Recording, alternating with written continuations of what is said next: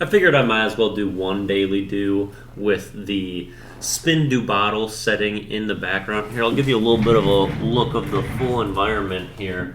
Yeah, that's what today's Doomsday post was looking like. That video is already up. I wanted to do this quick so I can move my Tandu table back into place. What we're talking about today is Ruthless. That's the word that I'm going to be eliminating. That word always confused me a little bit. I guess Ruth is a word that used to mean kind of like pity and compassion, and is something that was used a while back that is mostly faded out. It also has roots in the word of rue if you're a iCarly superior. But Ruth nowadays is really only viewed as a name. And I feel like Ruthless is actually something that is full of Ruth if it is based off of the Ruths that I think about. Because you got the most famous Ruth of them all, Babe Ruth, hitting dingers, not someone you want to trifle with.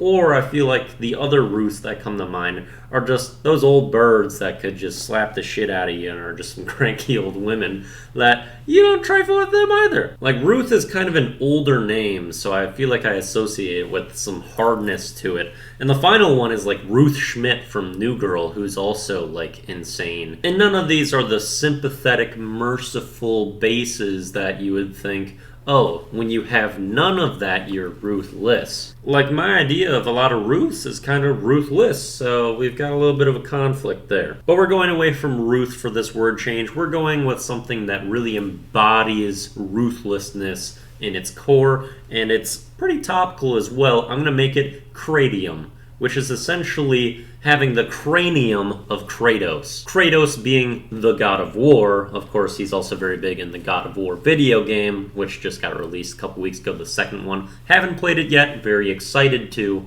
Love the first one. But Ruthless is one of the core traits of Kratos. I feel like it's a pretty sweet word. I love its convergence with cranium. So cranium is what we got. Ruth and Ruthful, I guess they can stay. No one really uses those anyway. Now, I made a bit of a revelation last night, and that is that there is SpongeBob music on Spotify, and that is why we have the song of the day being Goofy Goober Rock. What a banger from the SpongeBob movie, also accompanied with one of the most epic scenes in history. And that's why I sent kind of the entire thing for the Song of the Day video. It's got really all the setup as well as the song. But the song is on Spotify, so I was actually able to feature it in this playlist as well. Love Goofy Goober Rock, an absolute classic. I was smiling through watching like this entire video as well. So many great classics, and one of the childhood media objects that really does hold up. Which is why for the video of the day, we also have Take It Away, Penny! When SpongeBob locks himself indoors,